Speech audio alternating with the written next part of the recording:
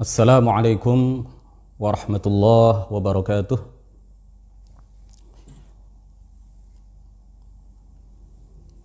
Bismillahirrahmanirrahim. Alhamdulillahi rabbil alamin. Lahun ni'matu wa lahul fadlu wa lahul thana'ul hasan. Salawatullahil barrir rahim wal malaikatil muqarrabin ala sayyidina Muhammadin tahal amin wa ala alihi wa ashabihi at-tayyibin at-tahirin. Rabbi shrah li sadri wa yassir li amri wa thabbitni 'alal iman. Allahumma la sahla illa ma ja'altahu sahla wa anta ya hayyu ya qayyum taj'alul hazna idza syi'ta sahla. Allahumma rzuqna al-ikhlas fi an-niyyati wal qawli wal 'amal wa na'udzu bika min hali ahli an-nar. Allahumma 'afina fi abdanina, Allahumma 'afina fi asma'ina, Allahumma 'afina fi absarina, la ilaha illa ant. Allahumma inna na'udzu bika min al-barasi wal jununi wal judhami wa min sayyi'il asqam. Tahassanna bi dhil 'izzati wal jabarut واعتصمنا برب الملكوت وتوكلنا على الحي الذي لا يموت. اللهم اصرف عنا الوباء وقنا شر الداء بلطفك ورحمتك إنك على كل شيء قدير. Amma ba'du. Untuk menata niat, untuk meluruskan niat, tujuan kita untuk mengikuti kegiatan ini semata-mata tiada lain tiada bukan adalah untuk mencari dan mengharap ridha Allah Subhanahu wa taala. Tidak ada niat yang lain, tidak ada motif yang lain, tidak ada tujuan lain. Kalau ada tujuan-tujuan lain, saat inilah saya mengingatkan kepada kita semuanya untuk membuang jauh-jauh niat-niat yang lain selain niat ingin mendapatkan ridha dari Allah Subhanahu wa taala. Melanjutkan pembahasan kita sebelumnya, masih mengenai bait nazam yang keempat, di mana sahibul manzumah Syekh Ahmad Al-Marzuqi mengatakan wa alihi wa sahbihi wa man tabi' sabila dinil haqqi ghaira mubtadi'. Pada pertemuan sebelumnya kita telah menyampaikan tentang beberapa fadilah salawat, beberapa keutamaan yang didapat oleh seseorang yang memperbanyak bacaan sholawat. Saya tambahkan sedikit sebelum saya menginjak pada pembahasan selanjutnya masalah bid'ah, bahwa di dalam sebuah hadis yang dinilai oleh para hufadzul hadis sebagai hadis yang hasan, dan hadis yang derajatnya hasan adalah akhus sahih. Jadi hadis yang hasan itu adalah saudara hadis yang sahih. Artinya apa? Sama-sama bisa diamalkan, sama-sama bisa dijadikan dalil di dalam sebuah hukum, di dalam sebuah amal perbuatan. Rasulullah Shallallahu Alaihi Wasallam di dalam sebuah hadis yang hasan, beliau bersabda, "Man shalla alayya yaumal jumu'ati 80 marratan, ghafarallahu lahu dhunuba 80 sanatan." Barang siapa yang bersolawat kepadaku pada hari Jumat sebanyak 80 kali, maka Allah akan mengampuni dosa orang tersebut selama 80 tahun. Artinya seandainya dia berusia 80 tahun, maka Allah akan mengampuni dosanya sampai 80 tahun. Qila, dikatakan kepada Rasulullah sallallahu alaihi wasallam, "Ya Rasulullah, kaifas salatu alaika?" Wahai Rasulullah, bagaimana cara membaca salawat itu? Bagaimana cara membaca salawat seperti yang engkau sebutkan keutamaannya, bahwa orang yang membacanya akan diampuni dosanya selama 80 tahun? Qala Rasulullah sallallahu alaihi wasallam dawuh, "Qulu," bacalah, ucapkanlah, "Allahumma salli ala Muhammadin abdika wa nabiyyika wa rasulika an-nabiyyil ummi." Saya ulang, Allahumma salli ala Muhammadin abdika wa nabiyyika wa rasulika nabiyyil ummi wa ta'qidu wahidatan.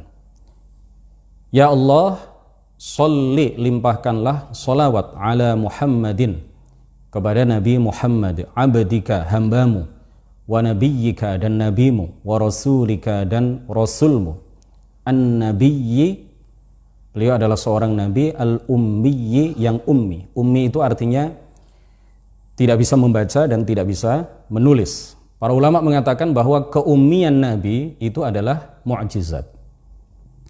Sedangkan keummian selain nabi, keummian orang biasa, itu adalah ma'jazah. Jadi kalau nabi itu ummi, tidak bisa membaca dan tidak bisa menulis, itu adalah sebuah mu'jizah. Itu adalah sebuah mu'jizah. Sedangkan keummian manusia biasa yang bukan nabi, bukan rasul, adalah sebuah ma'jazah. Apa beda antara keduanya? Mu'jizat atau mu'jizah itu artinya sesuatu yang tidak bisa ditandingi oleh yang lain. Kenapa keummian nabi disebut sebagai mu'jizah?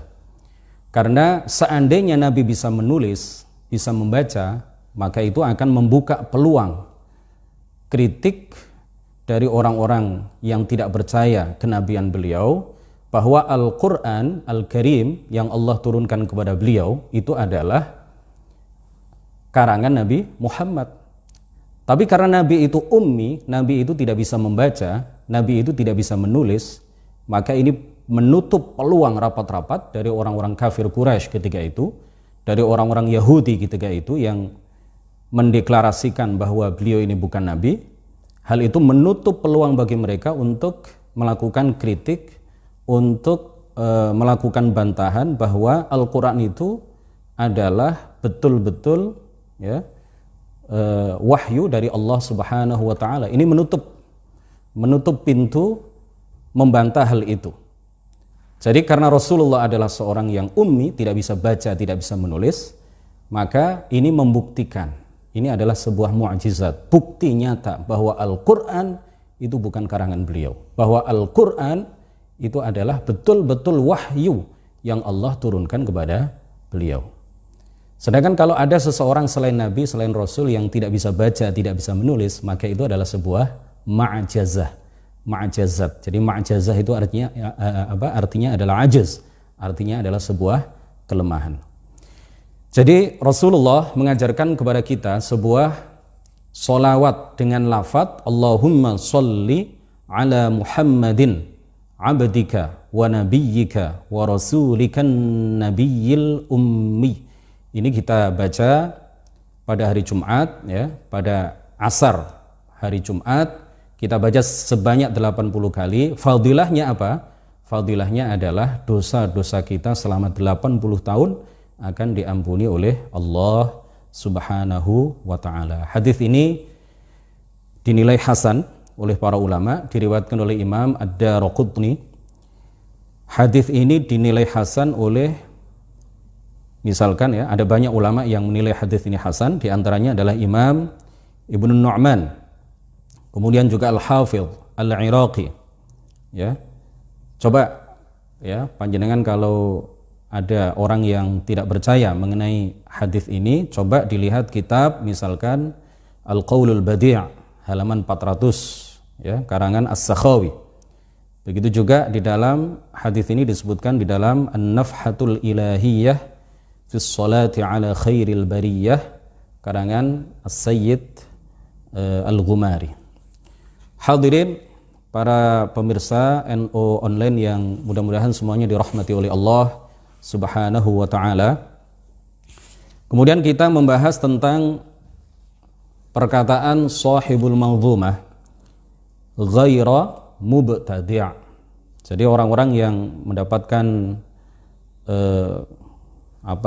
didoakan supaya Allah Subhanahu wa ta'ala melimpahkan sholawat serta salam kepada Rasulullah, kepada para sahabatnya, kepada keluarganya, ya, kepada para sahabatnya, dan kepada orang-orang yang mengikuti beliau yang bukanlah kalangan ahli bid'ah. Nah, dari sini saya akan menjelaskan, mudah-mudahan cukup dalam waktu 45 menit ke depan, mengenai hal-hal yang berkaitan dengan bid'ah. Karena bid'ah ini seringkali menjadi tema sentral orang-orang yang menyerang amaliyah-amaliyah NU untuk mengatakan kepada kita, untuk memberikan label kepada kita bahwa kita ini adalah pengamal bid'ah.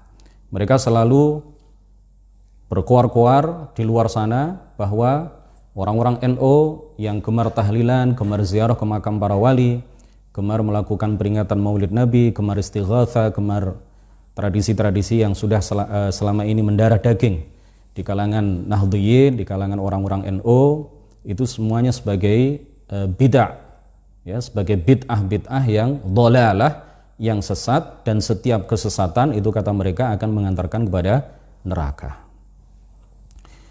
Hadirin rahimakumullah, bid'ah itu secara bahasa adalah ma uhditha ala ghairi mithalin sabiq, sesuatu yang diadakan tanpa ada contoh sebelumnya.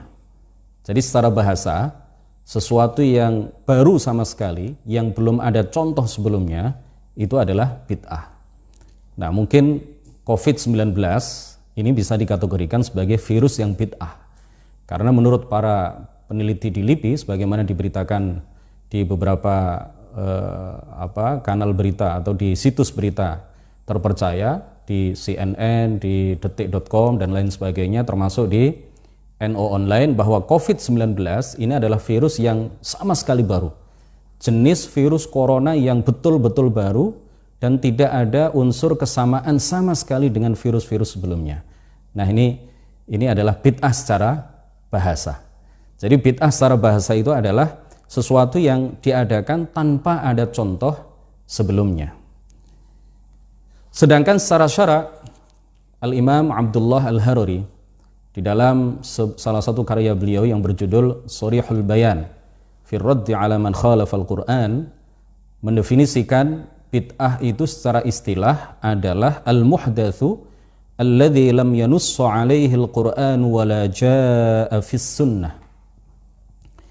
Sesuatu yang baru yang tidak terdapat secara eksplisit atau secara tertulis atau secara nas, baik di dalam Al-Quran maupun hadis.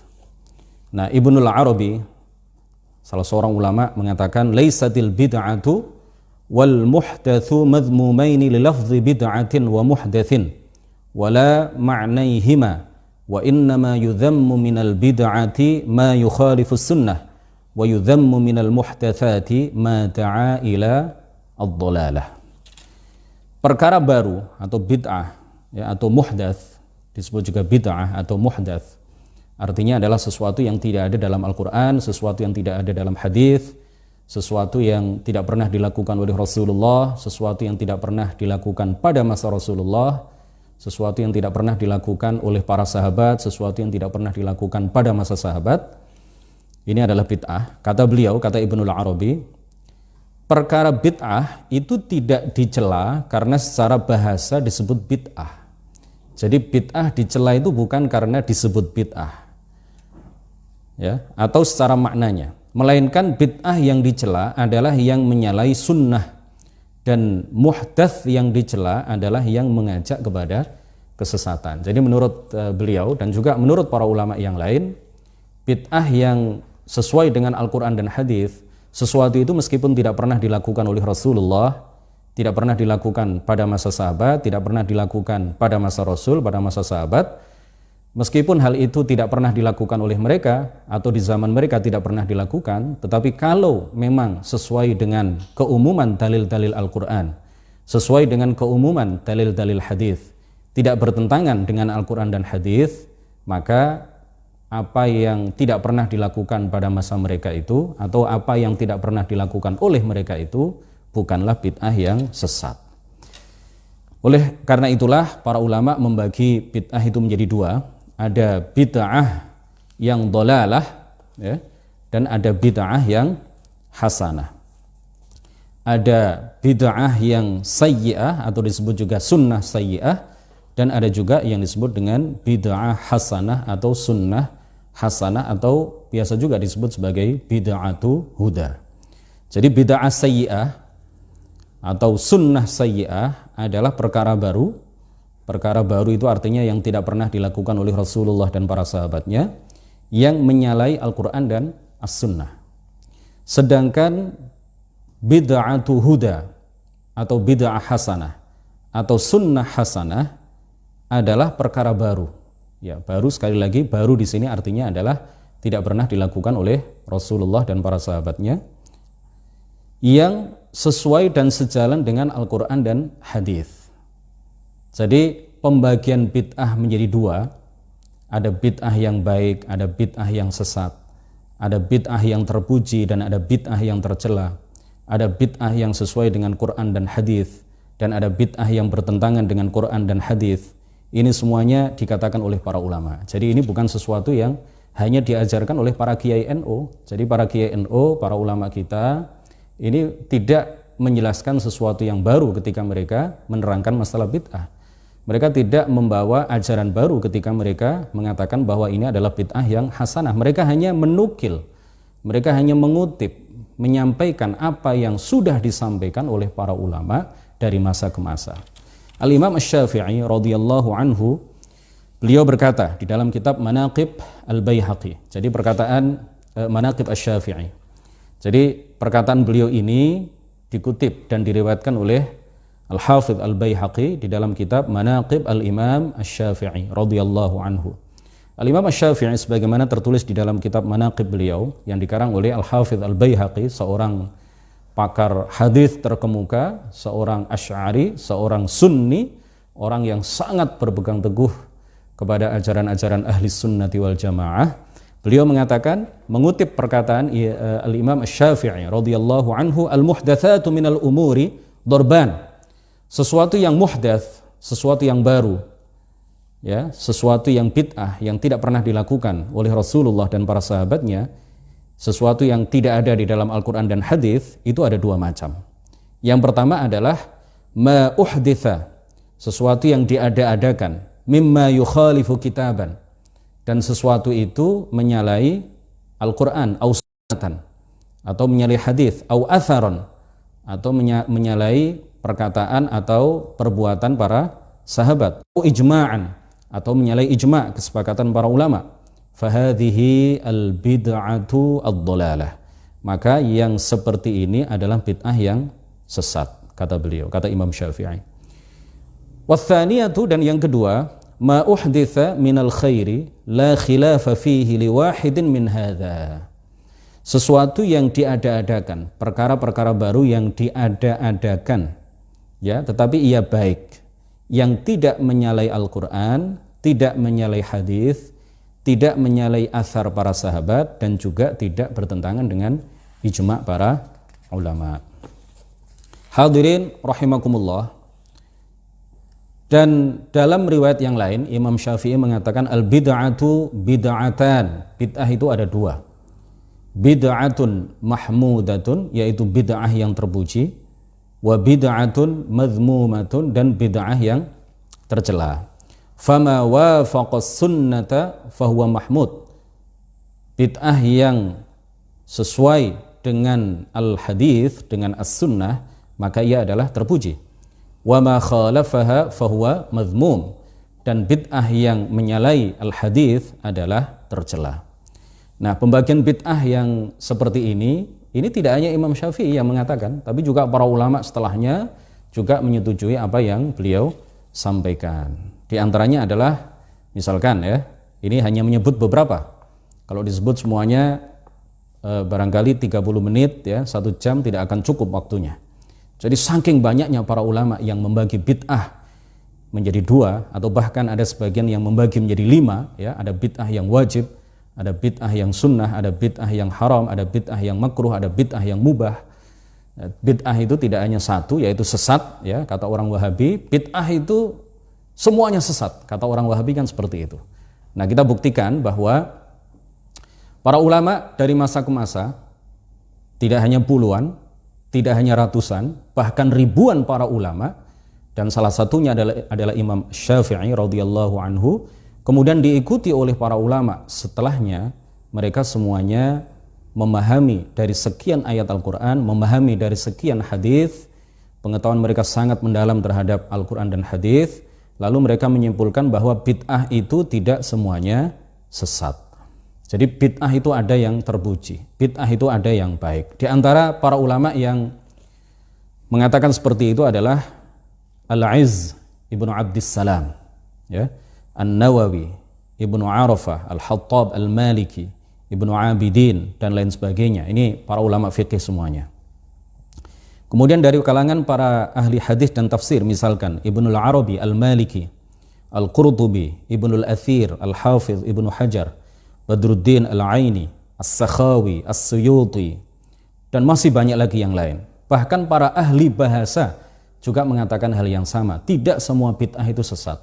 Ada bid'ah-bid'ah tertentu itu yang masuk kategori sebagai bid'ah yang terpuji, sebagai bid'ah yang sesuai dengan Al-Quran dan hadis. Di antara para ahli bahasa itu adalah Al-Fayyumi, Al-Fayruz-Zabadi, ya, dan Az-Zabidi. Al-Fayruz-Zabadi ini adalah pengarang kitab Al-Qamus, ya. Pengarang kitab apa? Al-Qamus, Al-Qamusul Muhit. Nah, ini ada satu faidah bagi kita semuanya, bahwa Al-Qamus itu sebenarnya adalah nama sebuah kitab yang memuat penjelasan tentang kosakata dari Arab ke Arab. Jadi lafaz tertentu, kata tertentu dijelaskan oleh beliau, disusun sedemikian rupa, kemudian jadilah sebuah kitab yang menjelaskan tentang kosakata bahasa Arab, kemudian diberi judul Al-Qamus.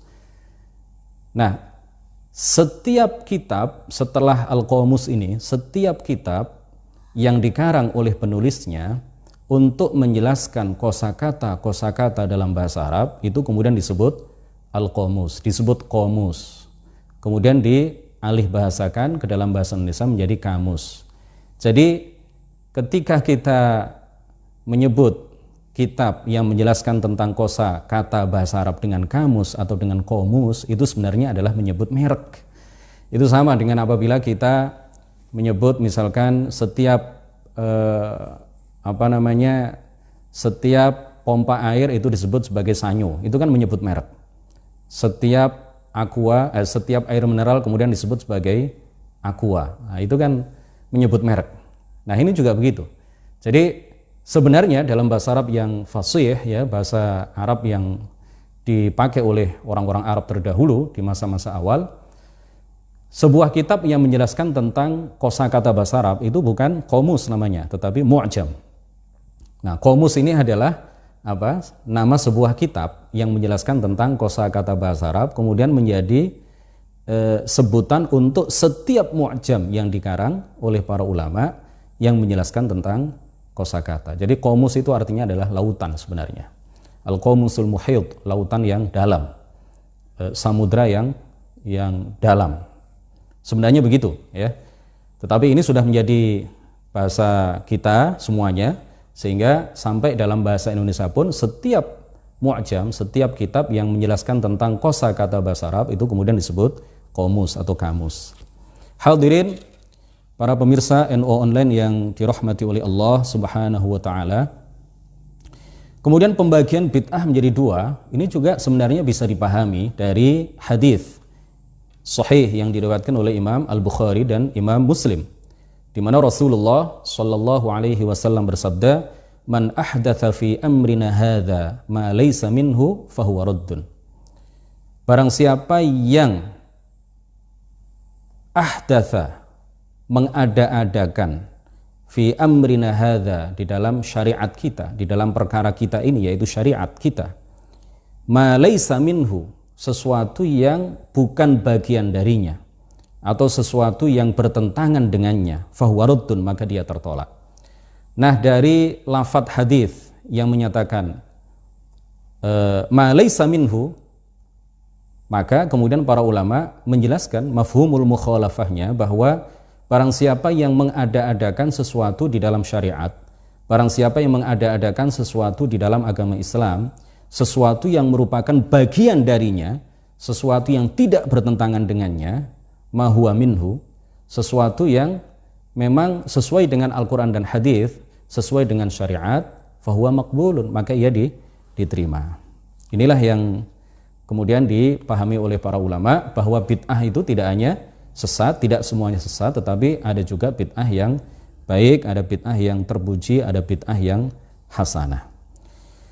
Nah, bid'ah ini secara wilayah dari sisi wilayahnya bisa dibagi menjadi dua, yaitu bid'ah yang berkaitan dengan usuluddin dan bid'ah yang berkaitan dengan furu', bid'ah amaliyah. Jadi ada bid'ah i'tiqadiyah, ada bid'ah i'tiqadiyah, bid'ah yang berkaitan dengan keyakinan, bid'ah yang berkaitan dengan akidah, bid'ah yang berkaitan dengan usuluddin, ya, seperti bid'ah Jahmiyah, bid'ah Qadariyah, bid'ah Khawarij dan lain sebagainya. Bid'ah mengkafirkan semua orang yang melakukan dosa besar, itu termasuk bagian dari bid'ah yang i'tiqadiyah, bid'ah fi usuluddin. Dan ada bid'ah yang amaliyah, ya, ada bid'ah yang berkaitan dengan furu' yang disebut dengan bid'ah amaliyah. Hadirin rahimakumullah,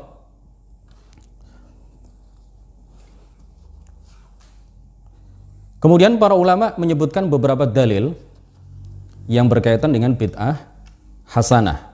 Jadi dalil-dalil bahwa bid'ah itu tidak semuanya sesat, dalil yang menyatakan bahwa bid'ah itu ada yang hasanah, itu tidak hanya dalil yang diambil dari perkataan para ulama, tetapi juga ada beberapa dalil yang disimpulkan oleh para ulama dari ayat Al-Quran dan dari beberapa hadis yang disabdakan oleh baginda Rasulullah Sallallahu Alaihi Wasallam. Di antaranya ayat Al-Quran surat Al-Hadid ayat 27, Allah Subhanahu wa taala berfirman, "Waja'alna fi qulubil ladzina ittaba'uhu ra'fatan wa rahmah." Dan kami jadikan dalam hati orang-orang yang mengikuti Nabi Isa rasa santun dan kasih sayang. Wa rahbaniyatan ibtada'uha ma katabnaha 'alaihim illa ibtigha'a ridwanillah. Dan mereka mengada-adakan rohbaniyah, padahal kami tidak mewajibkan kepada mereka rohbaniyah itu, tetapi sengaja mereka mengada-adakan rohbaniyah itu semata-mata karena ingin mengharap dan mencari ridha dari Allah Subhanahu wa ta'ala. Ayat ini kata para ulama menunjukkan bahwa bid'ah itu ada yang hasanah, bid'ah itu ada yang baik. Jadi Nabi Isa alaihissalam tidak pernah mengajarkan kepada para pengikutnya yang beragama Islam ketika itu untuk melakukan rohbaniyah. Jadi sebagaimana kita tahu bahwa semua nabi membawa agama yang sama, yaitu agama Islam. Sebagaimana disabdakan, ditegaskan oleh baginda Rasulullah Sallallahu Alaihi Wasallam di dalam sebuah hadis riwayat Al-Bukhari dan lain sebagainya, hadis sahih, bahwa al-anbiya'u ikhwatun li'allat, para nabi itu adalah saudara-saudara, bagikan saudara-saudara satu ayah beda ibu. Dinuhum wahidun wa ummahatuhum syatta, agama mereka sama, yaitu agama Islam, wa ummahatuhum syatta, dan ibu-ibu mereka atau syariat-syariat mereka berbeda-beda. Mengenai agama para nabi, bahwa seluruh nabi membawa agama yang sama, yaitu membawa agama Islam, ini insya Allah akan kita jelaskan secara detail, insya Allah akan kita jelaskan secara panjang lebar di beberapa pertemuan yang akan datang. Sekarang kita fokus ke bid'ah, ya. Ayat ini menjelaskan kepada kita bahwa Nabi Isa tidak pernah memerintahkan kepada para pengikutnya untuk melakukan rohbaniyah. Apa itu rohbaniyah? Rohbaniyah itu artinya adalah menjauhi syahwat, sampai-sampai tidak menikah, ya, tidak punya anak. Mereka ingin konsentrasi penuh di dalam melakukan ibadah. Beberapa pengikut Nabi Isa melakukan rohbaniyah ini meskipun Allah Subhanahu wa ta'ala tidak pernah mewajibkan itu kepada mereka. Meskipun Nabi Isa alaihissalam sebagai Nabi dan Rasul yang mereka ikuti ajarannya, itu tidak pernah mewajibkan hal itu kepada mereka. Tetapi merekalah yang berinisiatif untuk melakukan rohbaniyah, menjauhi syahwat, tidak menikah, tidak mau disibukkan dengan pernikahan, tidak mau disibukkan dengan urusan istri, tidak mau disibukkan dengan urusan anak, tidak mau disibukkan dengan urusan mencari nafkah untuk keluarga, demi konsentrasi penuh melakukan ibadah. Nah, apa yang mereka lakukan ini adalah bid'ah. Kenapa? Karena memang tidak pernah diperintahkan oleh Nabi Isa. Tidak ada wahyu dari Allah ketika itu yang menyuruh mereka melakukan itu. Akan tetapi Allah Subhanahu wa taala memuji mereka. Memuji mereka di dalam surat Al-Hadid ayat 27. Nah, ini dalil bahwa bid'ah itu tidak semuanya sesat, tetapi ada juga bid'ah yang baik. Dari hadis banyak sekali dalil-dalil yang menunjukkan kepada kita semuanya bahwa bid'ah itu tidak semuanya sesat, tetapi ada juga bid'ah yang baik. Di antaranya adalah hadis Jarir ibn Abdullah al-Bajali, sangat terkenal sekali. Hadis ini diriwayatkan oleh Imam Muslim. Man sanna fil Islami sunnatan hasanatan falahu ajruha wa ajru man amila biha ba'dahu min ghairi an yanqusa min ujurihim syai'. Wa man sanna fil Islami sunnatan sayyi'atan kana 'alaihi wizruha wa wizru man 'amila biha min ba'dih min ghairi an yanqusa min auzarihim syai'. Barang siapa yang merintis, man sanna, barang siapa yang merintis, barang siapa yang memulai fil Islami, dalam Islam, sunnatan hasanatan, perkara yang baik, falahu ajruha, maka baginya pahala perbuatan yang baik itu, wa ajru man amila biha ba'dah, dan dia juga akan mendapatkan kiriman pahala dari orang-orang yang melakukan kebaikan itu setelahnya, min ghairi an yanqusa min ujurihim syai', tanpa mengurangi sedikit pun pahala orang-orang yang mengikuti perbuatan baik itu setelahnya. Wa man sanna fil Islami sunnatan sayyi'atan, dan barang siapa yang merintis, memulai sebuah perbuatan yang buruk, kana 'alaihi wizruha, maka dia akan menanggung dosanya, wa wizru man 'amila biha mim ba'dih, dan dia juga akan ditimpakan kepadanya dosa-dosa orang yang mengikuti perbuatan buruk yang dia mulai, yang dia rintis itu, min ghairi an yanqusa min auzarihim syai', tanpa mengurangi sedikit pun dosa-dosa mereka. Jadi ini luar biasa, ya, luar biasa berat. Kalau yang pertama luar biasa baik, ya, luar biasa enak. Tapi kalau yang kedua itu luar biasa berat sekali tanggungannya. Kenapa? Karena orang seperti Qabil membunuh Habil, dan dia adalah orang yang melakukan pembunuhan pertama kali di muka bumi. Tidak ada kasus pembunuhan sebelum pembunuhan yang dilakukan oleh Qabil kepada saudaranya sendiri yang bernama Habil. Karena Qabil ini adalah orang yang pertama kali merintis, memulai perbuatan dosa, perbuatan buruk yang berupa pembunuhan, maka dia menanggung dosanya. Kemudian kalau ada orang-orang yang kemudian mengikuti dosa yang dia lakukan, lalu melakukan hal yang sama, dosa yang sama yang dia lakukan, maka orang-orang yang melakukan perbuatan membunuh setelah Qabil, mereka juga akan menanggung dosanya, dan Qabil juga menanggung dosa mereka. Artinya Qabil itu terus akan mendapatkan kiriman dosa. Setiap kali ada orang yang membunuh, maka Qabil mendapatkan kiriman dosa, karena dialah orang yang pertama melakukan pembunuhan di atas muka bumi. Hadirin rahimakumullah, coba kita fokus ke redaksi man sanna, ya, man sanna fil Islami sunnatan hasanatan, barang siapa yang memulai, barang siapa yang merintis perbuatan yang baik di dalam Islam. Jadi ini tidak harus dipertentangkan dengan hadis-hadis lain yang mengatakan, yang menyatakan atau yang menganjurkan kepada kita semuanya untuk berpegang teguh kepada sunnah atau menghidupkan sunnah, karena ini konteksnya beda. Jadi kalau dalam man sanna fil Islami sunnatan hasanatan, ini konteksnya adalah keutamaan orang yang memulai perbuatan baik dalam Islam, orang yang pertama kali merintis kebaikan di dalam Islam. Ini adalah orang yang memiliki pahala yang banyak sekali, karena setiap kebaikan yang serupa dengan kebaikan yang dia lakukan, yang kemudian dilakukan oleh orang-orang setelahnya, maka dia mendapatkan kiriman pahala dari orang-orang yang melakukan kebaikan seperti kebaikan yang dia lakukan sepeninggal dia, setelah dia. Jadi kata-katanya adalah apa? Sanna, bukan tamassaka. Dan juga bukan ahya. Karena kalau ahya atau sanna, maka ini ada hadis-hadis lain. Nah, ini orang-orang Wahabi kadang-kadang ngeyel gitu ya. Kata sebagian dari mereka yang menolak adanya bid'ah hasanah, sebagian Wahabi itu mengatakan apa? Man sanna fil islami, sanna di sini artinya adalah menghidupkan sunnah. Jadi sunnahnya sudah ada, tinggal dihidupkan. Atau sunnahnya itu sudah ada, sudah dilakukan oleh Rasulullah. Kemudian arti dari sanna di sini adalah apa? Berpegang teguh. Nah, ini ditolak oleh para ahli hadis seperti An-Nawawi dan lain sebagainya.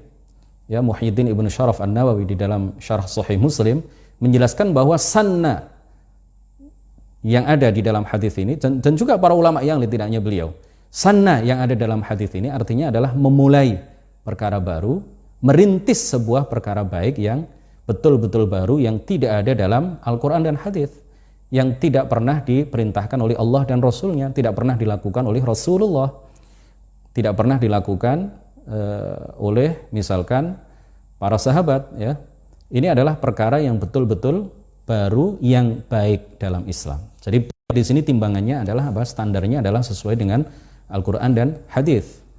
Nah, terus siapa yang menyesuaikan itu dengan Al-Quran dan hadis? Siapa yang mengatakan bahwa ini sesuai dengan Quran dan hadis, ini tidak sesuai dengan Quran dan hadis? Yang jelas adalah para ulama, bukan sembarang orang. Jadi lafadznya jelas, man sanna, barang siapa yang memulai fil islami sunnatan hasanatan, di dalam Islam perkara yang baru. Lafadznya bukan tamassaka, lafadznya bukan ahya, tetapi apa? Sanna. Ya, anak yang baru belajar bahasa Arab juga tahu kalau sanna itu artinya adalah apa? Memulai, merintis. Ya, bukan berpegang teguh, dan juga bukan apa? Menghidupkan. Kemudian dalil yang kedua, sebagaimana tadi sudah kita jelaskan, adalah hadis yang diriwayatkan oleh Imam Muslim dari Sayyidah Aisyah radhiyallahu anha, bahwa Rasulullah sallallahu alaihi wasallam bersabda, tidak hanya Imam Muslim tapi juga Imam Bukhari meriwayatkan hadis ini. Man ahdatha fi amrina hadza ma laysa minhu fahuwa raddun. Jadi Rasulullah sallallahu alaihi wasallam mengatakan apa? Man ahdatha fi amrina hadza ma laysa minhu. Barang siapa yang mengada-adakan sesuatu yang baru di dalam syariat Islam, di dalam agama ini, sesuatu yang bukan bagian darinya, artinya sesuatu yang bertentangan dengannya, maka dia tertolak. Kemudian dalil yang ketiga, banyak sekali dalilnya. Sayyidina Umar Ibnul Khattab radhiyallahu anhu dengan tegas mengatakan ada bid'ah yang hasanah ketika beliau mengatakan ni'mal bid'atu hadhihi.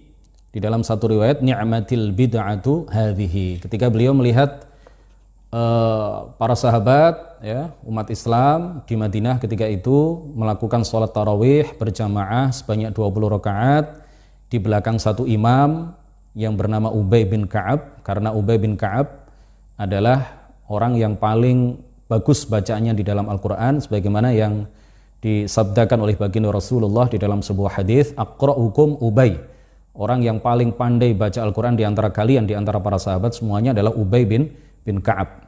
Ketika Sayyidina Umar melihat para sahabat semuanya di Madinah ketika itu sholat tarawih di belakang Sayyidina Ubay bin Ka'ab, lalu Sayyidina Umar mengomentari hal itu dengan mengatakan apa? Ni'mal bid'atu hadhihi. Sebaik-baik bid'ah adalah ini. Jadi beliau mengatakan bahwa itu adalah bid'ah karena memang tidak pernah dilakukan sebelumnya. Tidak pernah dilakukan oleh Rasulullah, tidak pernah dilakukan pada masa Rasulullah, bahkan juga tidak pernah dilakukan oleh Abu Bakar, tidak pernah dilakukan pada masa Abu Bakar. Beliaulah orang yang pertama kali melakukan itu, menganjurkan itu, memerintahkan para sahabat untuk melakukan itu. Makanya kemudian beliau mengatakan apa? Ni'mal bid'atu hadhihi. Sebaik-baik bid'ah adalah ini. Kemudian Sayyidina Umar sendiri, itu diriwayatkan oleh Imam Muslim, beliau menambahkan lafaz talbiyah. Kalau lafaz talbiyah yang biasa kita hafal, itu yang warid dari Rasulullah. Tetapi talbiyah ala Umar, versi Umar, itu ada sedikit perbedaan. Dan itu beliau tambahkan sendiri. Beliau mengatakan apa? Labbaik Allahumma labbaik, ditambahi apa? Wa sa'daik, wal khairu fi yadaik, wal raghba'u ilaik, wal amal ilaika wal amal. Ya, ini berbeda dengan apa yang diajarkan oleh baginda Rasulullah sallallahu alaihi wasallam. Kemudian Abdullah ibnu Umar menambahkan lafaz tasyahud dari yang sudah diajarkan oleh Rasulullah. Lafaz tasyahud yang biasa dalam salat itu adalah apa? Asyhadu an la ilaha illallah wa asyhadu anna Muhammadar Rasulullah. Tetapi Abdullah ibnu Umar, ya, laki-laki soleh, sahabat yang salah satu ulama di kalangan sahabat, beliau mengatakan, beliau menambahkan lafaz tasyahud itu tidak hanya sampai illallah, tetapi beliau tambahkan wahdahu la syarikalah. Asyhadu an la ilaha illallah wahdahu la syarikalah. Padahal ini tidak pernah diajarkan oleh Rasulullah sallallahu alaihi wasallam, dan ini adalah sesuatu yang ditambah-tambahkan oleh beliau sendiri. Nah, ini adalah bid'ah. Ya, tetapi ini adalah bid'ah yang hasanah. Kenapa? Karena tidak bertentangan dengan Al-Qur'an dan hadis. Kemudian Al-Bukhari meriwayatkan dalam sahihnya dari Rifa'ah ibnu Rafi', yang mengatakan suatu hari kami para sahabat berjamaah di belakang Rasulullah sallallahu alaihi wasallam.